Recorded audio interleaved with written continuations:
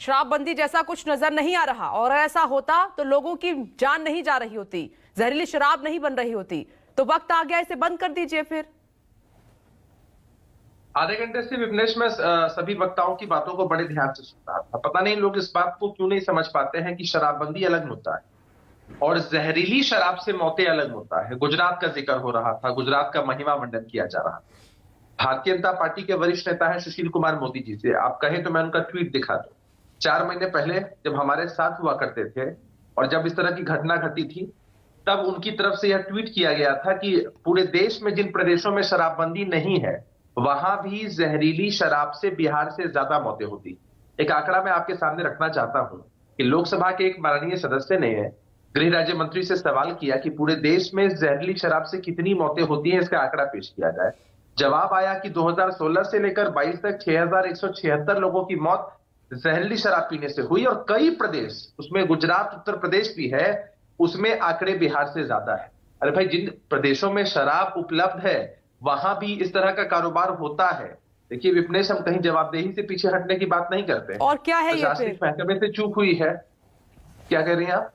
क्या है ये? जवाबदेही से पीछे नहीं हट रहे तो क्या है? दूसरे राज्यों का उदाहरण देकर आप पर्दा डालने की कोशिश कर रहे हैं क्या? नहीं, पर्दा क्यों डालेंगे विपनेश? इसके 2 पहलू है। पहला, जवाबदेही से पीछे नहीं हटना प्रशासनिक महकमे का फेलियर है। निश्चित रूप से उन पर भी कार्रवाई की जा रही है, एसआईटी गठित है, डीएसपी लेवल के अधिकारी हो या उससे वरीय पदाधिकारी हो, उन पर भी कार्रवाई होगी। लगातार लोगों की गिरफ्तारियां हो रही है। जो पीड़ित परिवार है उनके साथ हमारी संवेदना है, लेकिन जिसने बाजार से जहर खरीद कर पिया है, उसने गलत काम किया है, वो काल के गाल में समा गया। सरकार के पास कोई प्रावधान नहीं है उनको मुआवजा देने का, वो एक अलग विषय है।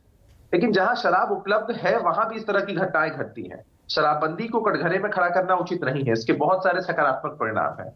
हमारी सरकार कोई झारखंड की सरकार या अन्य प्रदेश की सरकारों जैसी नहीं है जहां उनको इस बात का डर है कि रेवेन्यू का लॉस होगा तो हम प्रदेश को कैसे चलाएंगे। नीतीश कुमार जी ने एक मजबूत इरादे के साथ शराबबंदी को लागू किया था, लेकिन आज जिस तरह से इस तरह की घटनाएं घटती हैं, दुर्भाग्यपूर्ण है, अति निंदनीय है। मेरे सहयोगी अमिताभ ओझा कह रहे हैं, जब आप खुद ही स्वीकार कर रहे हैं, छोटे लोगों पर एक्शन ले रहे हैं, जो माफिया हैं उनके गिरफ्तार तक तो आपके हाथ जा ही नहीं रहे हैं। सिस्टम और सरकार की लापरवाही का नतीजा ये गरीब कब तक भुगतते रहेंगे? सीएम ने तो कह दिया कि जो पिएगा वो मरेगा, लेकिन क्या आप उन माफियाओं का कुछ उखाड़ पा रहे हैं?